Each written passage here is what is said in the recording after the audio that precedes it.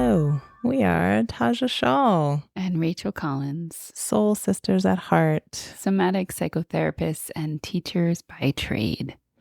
I, Tajah, am a cisgender woman, a Black queer mama to two biracial children. I'm a poet, a musician, a dancer, a drummer, a witch, and an equity consultant. I, Rachael, am a cisgendered female. I am white, queer, and autistic. I am a mother of two. I am a weaver and a mover. I am a lover of the natural world and a shamanic practitioner. Together, we have spent the last few years running the Somatic Counseling Master's Program at Naropa University. Having left academia, we are now setting out to create a more accessible place for folks in the helping professions to practice what it means to be in deep, embodied relationship with hard things. We are committed to creating and providing a place to engage in contemplative practice, to be in deep inquiry around how to evolve and be relational in new ways. And our hope is to be a part of the current wave of folks who are inspiring an evolution in the fields of service to be more radically inclusive. We invite you to practice with us. How can we take a deep breath and come back to the present moment when we find that we have gotten off of each other's rhythm? How can we stay with the discomfort that might come up and keep moving towards connection, even when we are on different rhythms, literally and metaphorically? This is meant to be an immersive podcast. We invite you to listen intentionally, to step into the practice with us. Even if you're listening while you're engaging in the daily tasks of your life, which we know most of you likely are, we invite you to practice infusing magic and mindfulness into every moment as we go.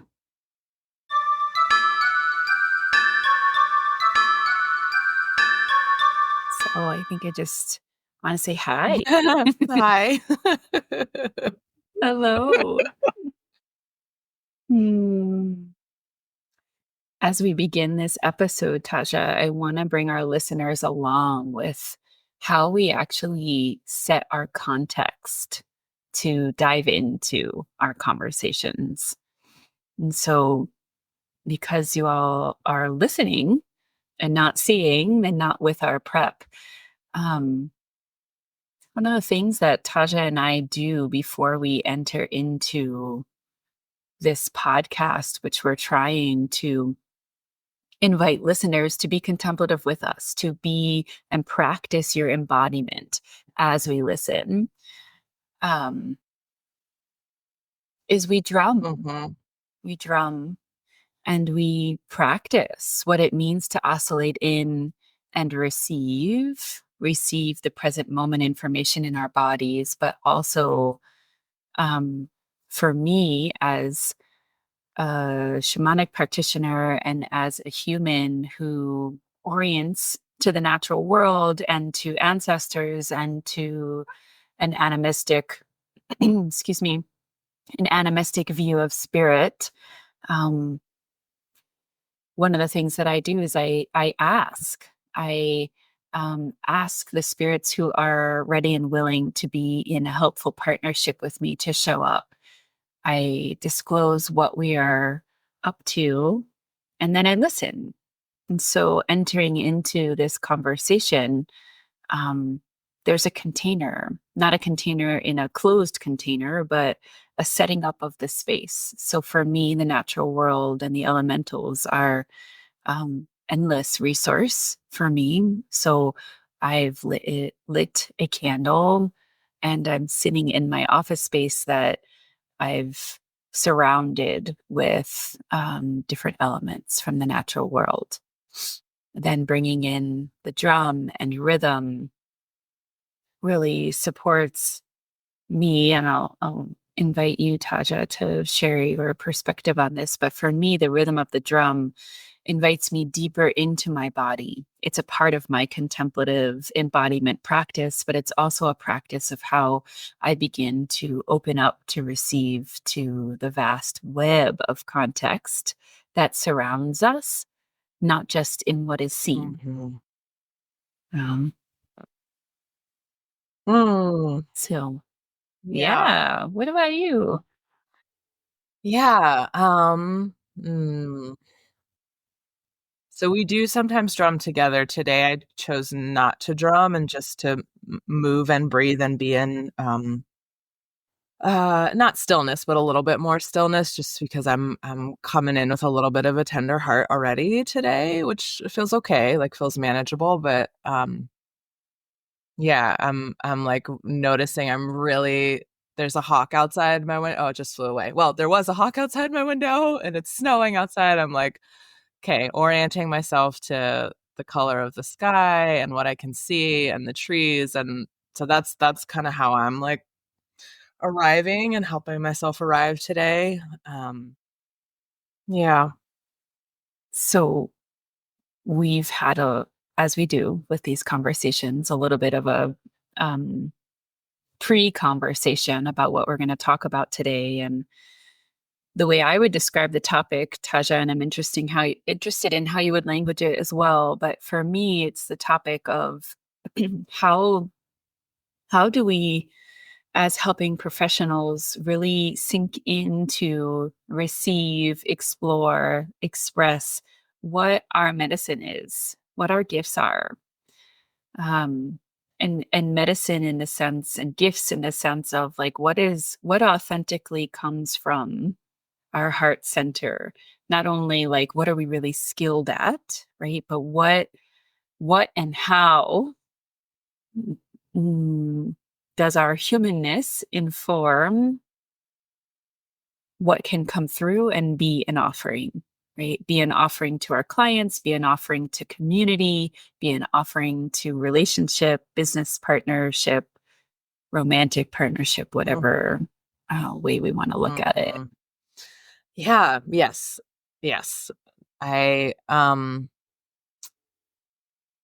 guess what I would add that the question that I'm feeling very much of like, oh, we are in this question together right now, you and I, like, which I love that we get to come and show up and not be in this like we have a certain level of expertise, but not showing up in expert. I know the answer, but actually, like, how do we live into the question? That's, I think, is what's really exciting to me about how we're meeting the present moment in this conversation. And yeah, and so just to be transparent, like you and I are getting our work together off the ground. Like we worked together in a institution for several years at Naropa, but the roles were really clearly defined there. And now shifting into a partnership of our own design, which is like really exciting. Um, and also way more open. And like we get to make it whatever we want to be, which is a little which is both exciting and scary. Both I can feel in my body right now, like anticipation and also like, oh, okay, nobody else is telling us like what we have to do and by what on what timeline and what is yours and what is mine. Like you and I figured all of that out and stayed in relationship with that at Naropa, and also our roles were were relatively clearly defined. And so I'm feeling what I'm feeling in this question of like, okay, what are we both bringing and where is there overlap and what are our individual gifts? I'm feeling the what is this? For me, I think what has come up in our conversations recently is the ways in which my gifts there's a shadow side to them. And there's I think this has a lot to do with the particular body that I'm in as a Black woman in this country. And it's a little hard to separate out for me, like, what is medicine, like my innate soul medicine, heart medicine, versus what is conditioning. Um, and then bringing that into relationship, the ways in which I have really made myself smaller historically in partnerships. And I think a lot of that is safety, but then it's like, okay, how much of that is actually just wisdom? I don't know. It feels messy and muddy for me. So I'm like, feels like there's a lot that I'm trying to tease apart and trying to be brave and like Mhm. naming it as it comes up in the moment. 'Cause I'm like, I don't know Mhm. where this is gonna go. Where I don't know. Like I feel very much in the Mhm. unknown. Mhm. Mhm. Yeah. Yeah. I appreciate you naming the muck of it, the messiness. Um, and I think I want to zoom out for a moment and just bring folks along with another layer here. So, for those of you who don't intimately know Tajah and I, we are beginning to one, record these podcasts and try to create some sort of experiential learning opportunities for people who are interested in exploring embodiment, um, and being of service. And we're also forming um, groups and essentially one day mentorship programs for helping professionals.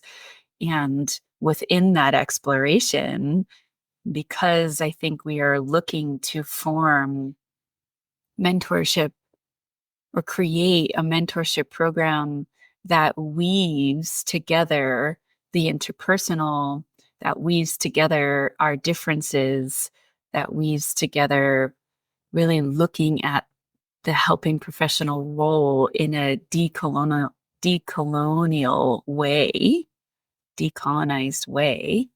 We also get to do that in our interpersonal process as we're forming the quote unquote business structure or the offering, the dream of what we really want to give back to the community. How do we want to actually bring our teachings and our offerings to community, to others? And in that process, we have to practice what we're preaching, right? We have to practice the actual embodied process of leaning into the discomfort with each other, of owning, hey, this is what comes naturally to me. And then here's the shadow of that. Here's how it makes me shrink. Here's how I hide. Here's how I discredit myself, whatever that process is. And I think between you and I, Tajah, we've got, what is it, 12 years now in our relationship bank, if you will. So we've been at this for quite some time. And here we are at this new layer where we're not just working for an institution, we're not just friends, we're not just colleagues, but now we are leaning into, well, what does the division of tasks and the division of what we bring to our group container, how does that actually look? And how do um, we make sure that as we co-lead, both of our gifts are front and center and not falling into only the conditioning or the shadow side of what can happen when we're sitting in our wounds from our interpersonal experiences, or our wounds from the collective marginalization that happens when we walk around with our various identities and the bodies that we're in. Yeah. Yeah. And then the other piece that I that has been moving for me is around this question of like, does it get to just be easy or feel easeful? Because I think the other thing that is like an obstacle or a stumbling block for me is like, I guess this makes sense. And I've heard this and I understand this logically of like, okay, when you are in alignment and you're in your flow and you're making an offering that is just authentic to what you do naturally, it gets to feel easeful. But I think what comes up for me is like that feels like cheating or like not I'm not like there's I can hear even as I say it I'm like yes this is totally capitalism and socialization but there's a piece that's like well if I'm not actually working or if I don't feel like I'm efforting um then I'm not doing enough. Like there's the like not enough. It's like I'm not doing enough. Therefore, I'm not valuable. Therefore, you're going to be disappointed in me or like I'm not actually needed here. Like all these stories come up. So again, I'm like I'm in real time separating these out, but that's another piece of like, okay, maybe it just gets to feel easy. And then there's this part of me that's like, no, that can't be right. Like that can't be right. Yeah. Yeah. Yeah, as I like turn towards my body for a moment, I just feel like this like jagged lightning bolt into my heart as I hear you say like, "Oh, it's not okay for life to just feel easy." And like I certainly don't think what we're doing is easy, Tasha. Like I, I I think like I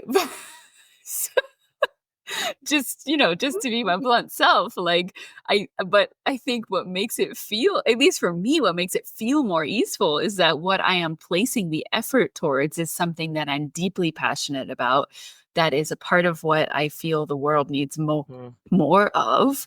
And like the process of turning towards the depths of my grief after every single um group that we hold with these therapists in training, like that shit is not easy. You're right. Touche. but but uh but I'm Yeah. deeply committed to it, and I'm deeply invested in it. And personally, as an autistic person, it's also my special interest. Like, Mm. I'm deeply interested in it.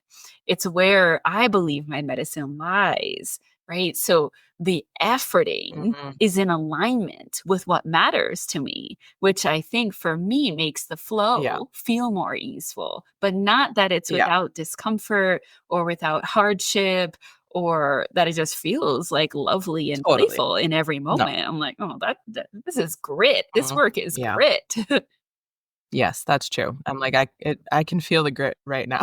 Like, it doesn't actually you're right. And that easeful, not easy, but there is like um yeah, it feels in alignment.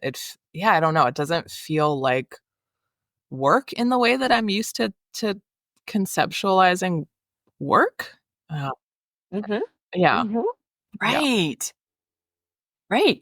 Which to me, what you just said, Tasha, brings me to the crux of what I believe about what medicine Mm. actually is. Like that, like, we're not talking about medicine as work. We're taught, like, for me, when I say the word, like, what is the medicine that I carry?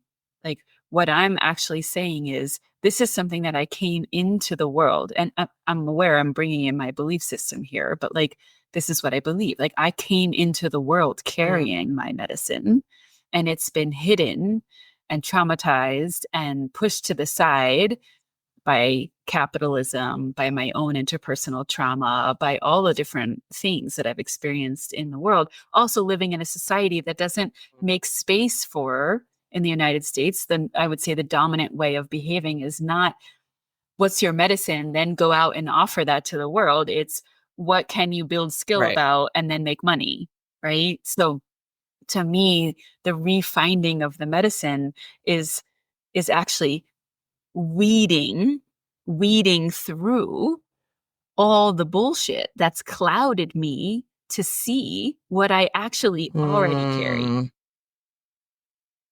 Yeah. Yeah, that makes sense and does feel really different than, work in the way that I have conceptualized it. But how do you know? Like, how do you know what is your medicine? I don't know. That's so, like, well, okay, yeah. I I don't know. I don't know. Uh-huh. Okay, can we slow down just a moment? You're telling me you don't know any parts of what feels like your medicine in the world? Mm. Because I wanna poke you just a little Touche. bit on that Okay. one. Mm. Mhm. I think okay, uh-huh, yep, thanks for the poke. I think I do know. I can yes, I do know parts of it at least. And I can, like, feel like there's a young part of me that's here, like, I can feel that's like, "No, but I, like, need somebody else to tell me what it is." Like, I need some, like, external Mhm, validation around mhm. it. Yeah, oh, yeah, mhm.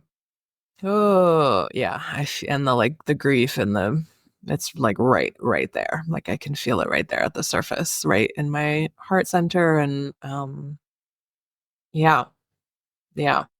So I guess it's that maybe it's not that I don't know, it's that I don't, like, totally believe it or trust it, and I'm like, I feel like I need or I'm craving some, like, external validation there. Yeah. Right.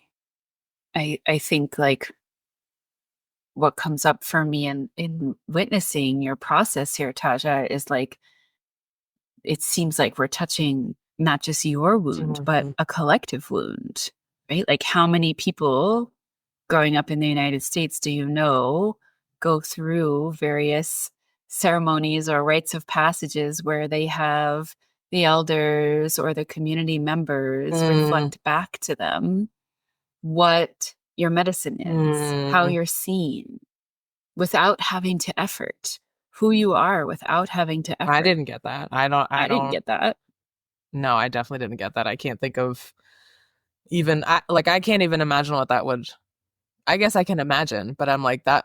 No, I don't think I know anybody who got that. Right. Right. So the longing, right? Like what I hear is like there's a longing to be known so that you can know yourself. Oof, yeah. Yeah. So, Tajah, I just want to invite you to like be with that. And I want to invite our listeners to have a moment of oscillating towards your own body and your own heart. And notice if this is touching a wound within you also. Do you know who you are and what you bring as your gifts? Are you known in that way? Or might that be a longing? Notice what that feels like. Mm. Mm. Yeah. Yeah. I feel Please. called to tell a Yeah. story. Is that, yeah. Um, so I went through a 3-year intensive shamanic training that was rooted in um, core shamanism. And as I went into this training, like right off the bat, we're being invited to like contemplate and actually ask our spirits, our helping spirits, ancestors, how do Mm. you see me? Right? What is the medicine that I carry? And I remember feeling like completely overwhelmed with that journey prompt, like being like, oh no, like to the point where like I Mm. couldn't actually receive from spirit. Um, and over the course of the 3 years, what I started to feel was and receive was like more and more bits of learning as I deepened. Um, hmm, I wanted to say as I deepened my skill set, but I'm being nudged to correct that language actually from one of the spirits who are with me right now. Of what I was deepening was my Mm. remembering, yeah, like my remembering of what medicine I already carry, and that what I've learned is like that the medicine flows through me via who and what and where I am in relationship. Yeah, that it's both about me and also about my connections, the reciprocity that I cultivate, and the shared medicine, right? For me in my shamanic practice, it's shared medicine with spirit.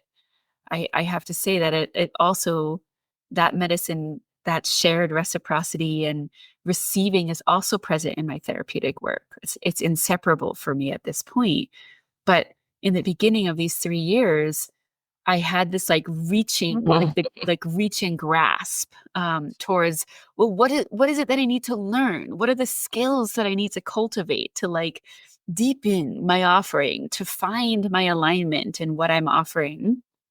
And at the end, I think it maybe was actually in our closing ceremony where my dear teacher, Sue Feathers, she was like, so are we, I'm going to misquote her, but the essence that I took away and heard from her share was like, so are we all learning that like like your medicine is only just now more clear. It's not that it is better or more skillful or stronger. It's just more clear now after these 3 years. Like you Mm. already have it. Um, as opposed to what I've been conditioned to seek is, well, what's the next certification and what's the next training and how do I cultivate my skill set versus what I learned in the shamanic training was very much of How do I Mm. actually deeply tune into my present moment so that I can actually receive what lives inside of me that Mm. I came in with in this lifetime and that I am receiving from those spirits who have agreed to be in partnership with me, from the context that I Mm. surround myself with. Mm. Oh, thanks for sharing that story. There's a part of me that's like, oh yeah, I can this like the reach and like, but what is it? Like um, I can feel a version of the, and this is where I'm like, oh yeah, there's a young part of like that feels young, like a young part of myself that is like not bad, just like the longing, like you named for reflection, and it feels like uh, in a more whole cultural context would be from elders. Like that's the sense that I'm getting is like that would be reflected back from elders. Um, so I feel that that reach, and and um, it is in there. Like there's both. I can feel the longing, I can feel the reach, feel the grief, and I can also feel the knowing. But it's like I get knocked off of that, and ironically, I'm like, I see this in a different version in our counseling students. Like when they first come in and they're like, teach me the skills. What do I do? And we're like, this is about a way of being. It's, this, we are not teaching technicians. Like, yes, you can throw all the interventions you want at the person in front of you, but ultimately we're teaching a way of being and being in yourself and being in relationship. And I feel like I have that really well embodied in the therapeutic relationship, and where I feel less sturdy there is in relationship with spirit. That is where that feels less sturdy, of Mm. like trusting, yeah, trusting the medicine that because I think like every time I go to say it out loud, it's like something gets caught in my throat. That's so interesting. um Mm. Yeah, that's really interesting. Mhm. Mhm. I'm gonna try to work my way up to it, but it's not ready yet, I guess. Literally, like I can like I feel like every time I go to say what I think my medicine is, it's like a fist holds my throat closed, which is intense. Mhm. Yeah. Uh-huh. Mm. Ah, I think it's fear. I think I'm pretty sure there's like the fist is fear, and like this part of me that's trying to keep me safe. That's like, nope, don't do that. Don't put it out. Don't say it out loud. Um, Mhm. Mhm. okay, I'll try again, but I think it's not ready yet. It's not ready yet. Yeah. Great. Want to just like so much space for the timing that feels right for you, Taja. Thanks. I don't think this is a process of being rushed. Yeah. But I feel really deeply impacted by that image of the fist Yeah. being around your throat in accessing your true medicine, one that you know sounds like a part of you Yeah. knows at least some of it. And I want to just like validate how threatening I feel like it could be to be known in the body that you are in, specifically, Taja. Yeah. Yeah. Mm. Yeah. Yeah. Yeah. I think what I want to share to our listeners, since they're not watching your embodied process right now, is like what I would name as the importance of like letting the sequence of embodiment happen in its own timing, right? This sense of urgency that I think is driven by so many aspects of our current paradigm, right? And this remembrance of I'm being reminded of all the layers that take us away from feeling access to claim. and feeling access to have full sovereignty in your body and in what gets expressed and given. Even though I'm sitting over here being like, you're pretty powerful. I see your medicine real clear. It stuns me that sometimes, right? But so important to Yeah. remember that this is what's happening. Yeah. Yeah. And I think likely what's happening for so many practitioners out there, right? Who maybe feel a little bit out of alignment in their practices or what they're offering or what they're doing. And just like this Mhm. invitation to be so gentle. There's so many reasons why you might not feel deep clarity on what it is you're meant to be offering or what it is you feel clear and called to be Yeah. offering. Oh, yeah. It's really intense. It's intense and it's hard to stay with. Like I have years of practice of staying with myself in these moments and it's still really hard. Like it's still really hard and it's really vulnerable. And I'm like, okay, can we be done now? Like enough, enough tears, enough. Um, Yeah.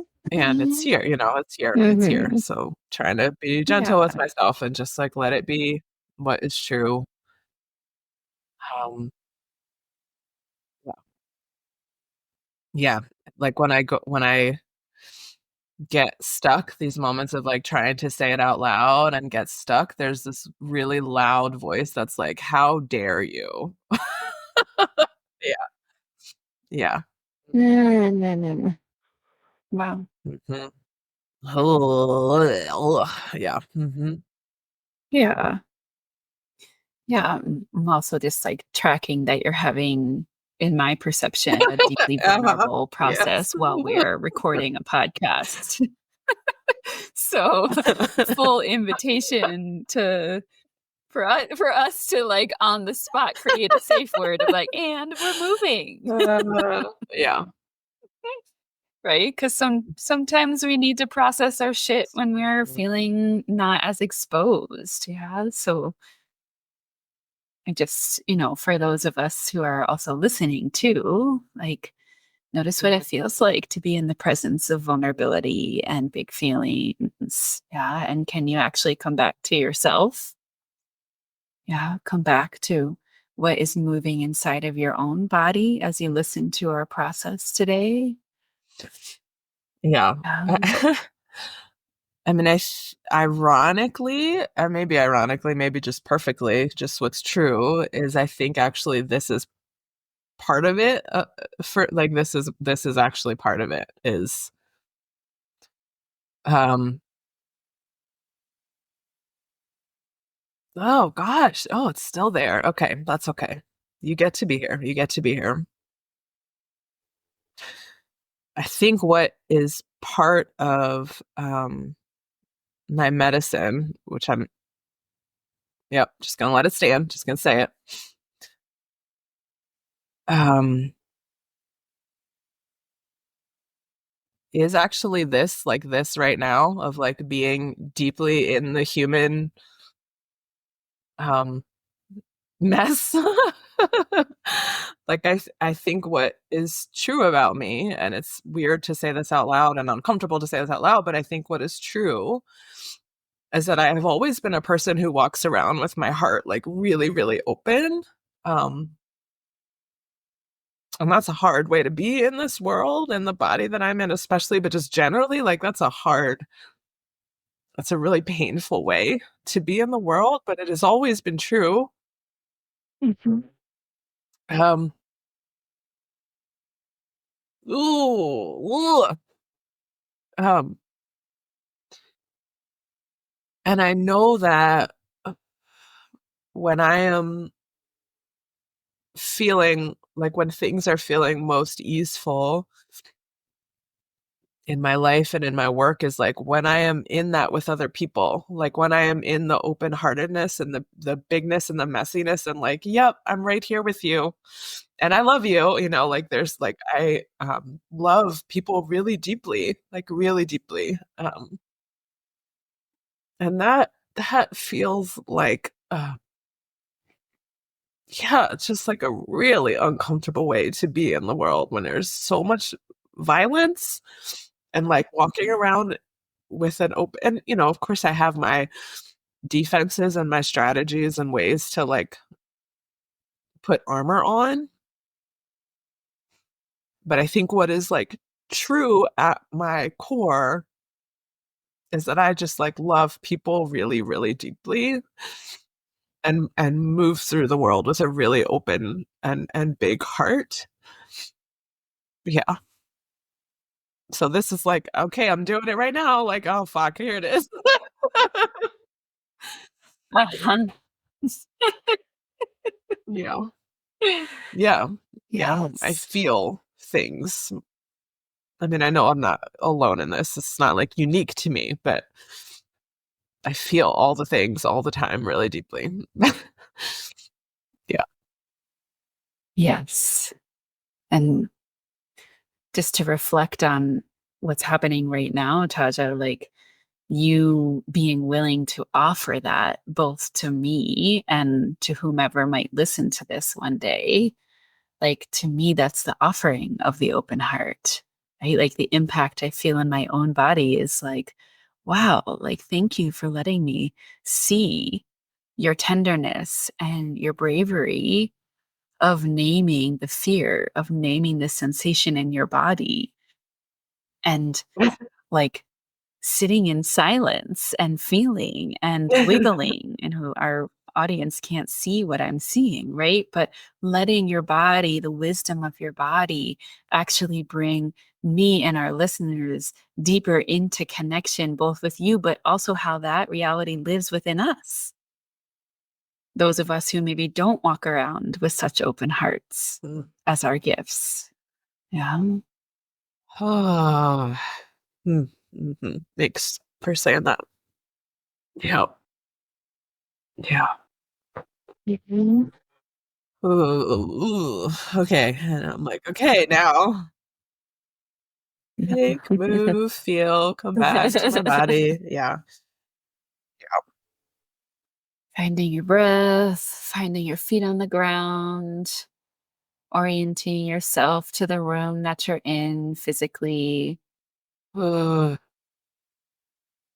If you're driving your car, perhaps just orient to the steering wheel on the road ahead of you. Yeah. oh, mhm. Mm. And I think in our dynamic, Tasha, like, because like that isn't my medicine. Like, not that I can't be genuine and open hearted and feeling in front of other people. Um, but that's not what comes naturally to me. It doesn't flow easily for me. And I think like to balance what we offer require, like for me, my desire after hearing you claim this, yeah, like my desire is to like hold that more explicitly, that that Mhm. is what you bring to our groups. Like you bring the human vulnerability, open-hearted tenderness, messiness, permission for our group members to go there with you.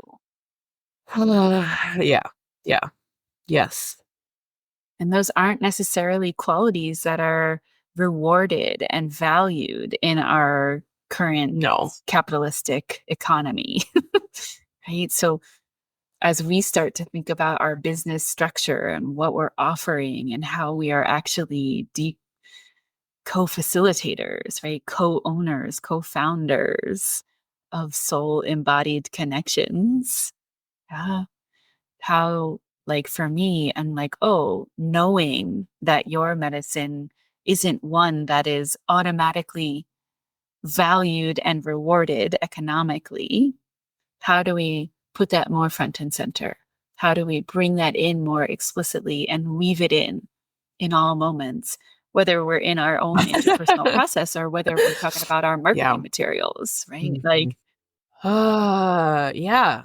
Yes. I don't quite know what that looks like. It feels like a really radically different, which I guess that's what we're doing, is trying to do things radically different. But yeah, it's like those are not, and I don't mean to like discount, like, yes, I have many years of like teaching and, like there are the skills, the hard skills, but this of like, what is my medicine? It feels it feels less quantifiable and less, yeah, like it doesn't fit so easily into traditional marketing and capitalism, which I guess is a good thing. I guess that's the point, but it's still uncomfortable. Yeah. Totally. But even in our relational dynamic, like a part of my Yeah. medicine that I carry is about visioning. Yeah. It's like I have a huge dreamer, right? Like the wind is one of my greatest allies. Like I hold the 30,000-foot view on all the like not every situation, but like that is my MO. I have endless vision and really struggle with the like bring it back down to reality, Rachel. Right? And in the culture here in the United States, where folks get like really intrigued by being inspired and like the potential for bypassing all of the discomfort, right? Like when my medicine is in alignment, my feet are planted firmly on the ground, and I'm also in my visionary space, not bypassing any discomfort, actually feeling being in my body. But when I am out of alignment, I'm floating in the hypothetical and I'm actually missing the human experience. That's always my itch. Come back down to earth, Rachel. Come back down. Come be in the body. Yeah. Come feel and share the vulnerability, because it's so easy for me to stand in front of a large group of people and be inspiring. But that's really like, and that of course that's edgy to claim out loud, but I've like been steeped in that, right? But that's the feedback that I get. That's the way that I operate. It's the way that I'm wired. It's a part of my gift, and my work is coming and not letting that medicine be misinterpreted as the spiritual guru that bypasses and will bring all the vision to all the people, right? Like that's not what I want. That's not what I'm up to.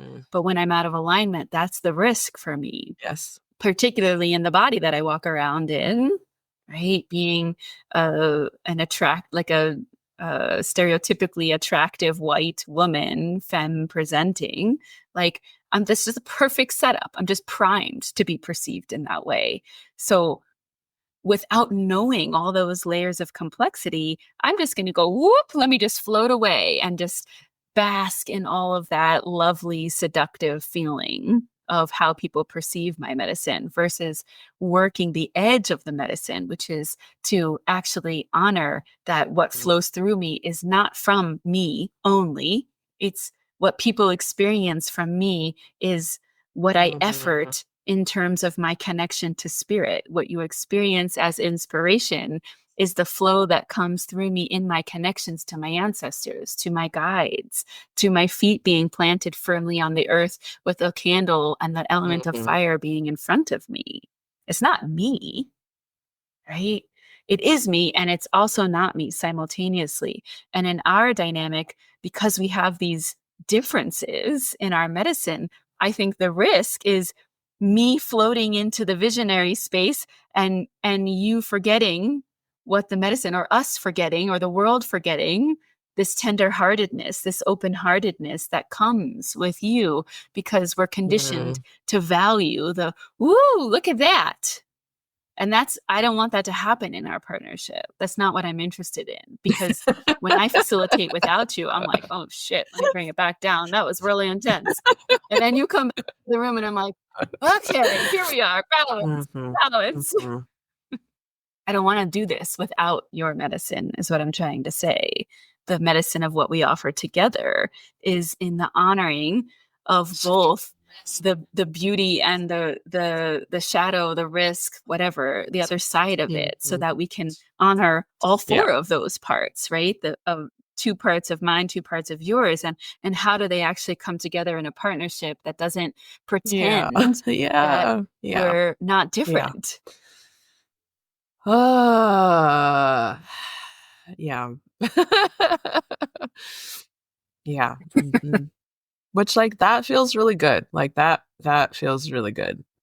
Yeah. And I'm gonna need to come back to that and be reminded of it, and right. It's like we get to each be who we are and not force ourselves to be anything different. And that's the beauty of a partnership. Like, we balance each other in that, in a lot of ways. Yeah.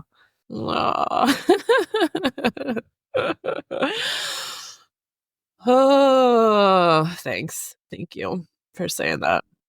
Like, I don't know that I've had a lot of professional validation of, like, the value of my, like, mushy heart, my big old mushy heart, like, I get a I think I get a lot of, like, validation of, not a lot, I get some validation of that in personal relationships, but not, it's not something that has really been valued professionally.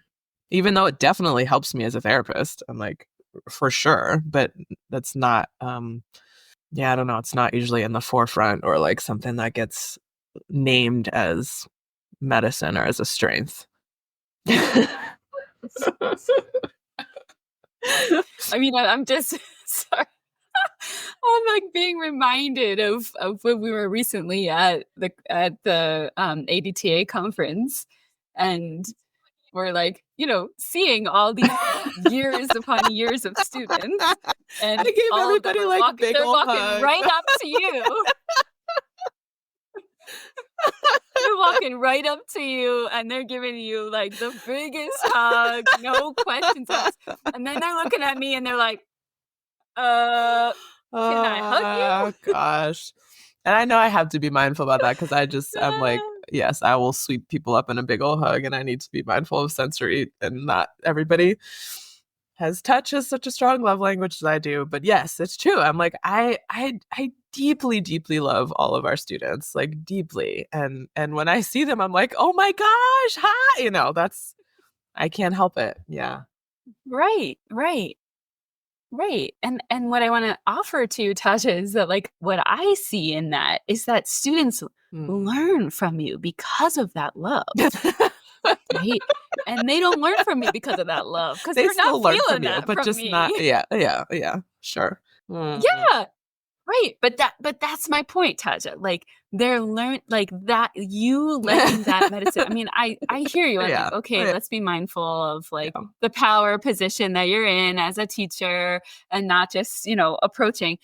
And, like, I know. I point out that different. I mean, it's not the first time we talked about that experience at this conference, right? But, like, I point that out because I love that difference. Like, I see that and I'm like, well, shit, you do this in a different way than I do.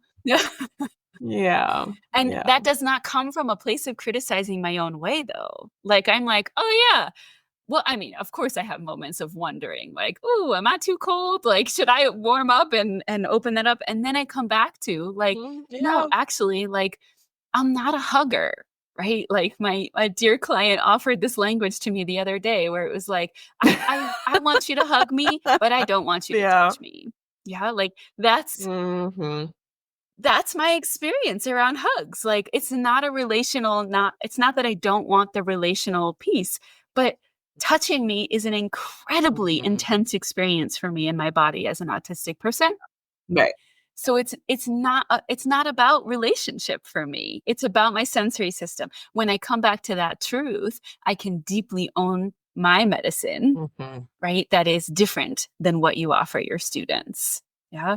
And we both offer an equal amount, in my opinion, of intellectual teaching in the classroom, but we carry ourselves differently, and we have different impact, as we should, as we need to. Oof, what a relief. Like, what just to be able to name, like, right, we do this differently and that is okay. And you don't have to change or be wrong, and I don't have to change or be wrong. Like there's so I mean, again, like that there it feels like there's something radical about that of like every this is a generalization. I was gonna say everywhere. Maybe that's overly metaphoric language, but there's a way in which so often it's like this is the standard and everyone is trying to get close as possible to the standard. And if you deviate from this, literally, like we even assess people on a standard, like it feels really different to be like, no, we can do this differently and that is okay. Like that, it sounds simple, but it also to me feels really unusual. Yeah, yeah, yeah, It's yeah. radical. Like there's enough space for all of it. We are not competing. We are complementing each other like that. Yeah. That's right. Mhm. That is what I'm interested in teaching and offering in our, like, literally the vision that comes to me as we're sitting here is like, this process is our offering. Like, how can we share with others to honor their own truth, to honor their own medicine? Of course, to examine where we have areas to grow and to shift and to track differently. But also, can we shift out of the paradigm of the diagnostic criteria or the evaluative Yeah. standards or all the checklists, right?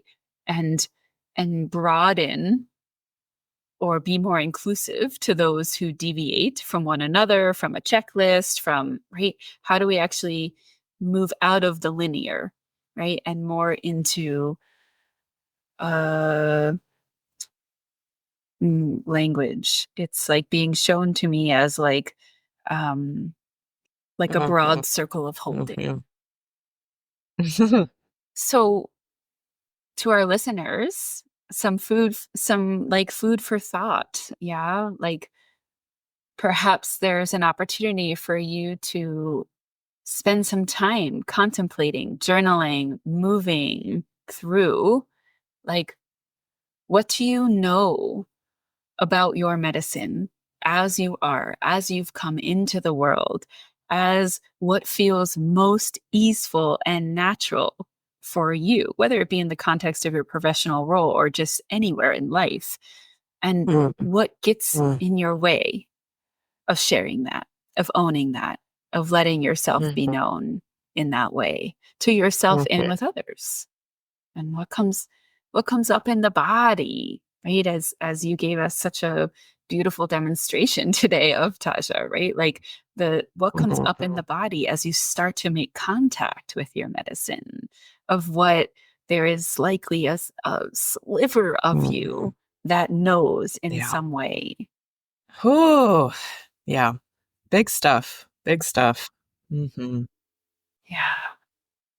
So as we find an ending, just, encouragement to not just click end after listening to this, but click pause, take a moment, take a breath, journal, feel your body, move with what's happening. You don't have to have an answer. You don't have to have a knowing. But again, can you stay curious? Stay curious about what might emerge from your felt sense. Trusting your known. All right. Thanks, Rach. Thanks, y'all. See you next time. We hope you got something useful out of this conversation. If so, don't forget to subscribe so you never miss an episode. You can find out more about what we're up to on Instagram at soul_embodied_connections. And if you have questions, reflections, or feedback for us, or if you have suggestions about topics that you'd like us to discuss on future episodes, you can email us at soulembodiedconversations@gmail.com. We'd love to hear from you. Thanks.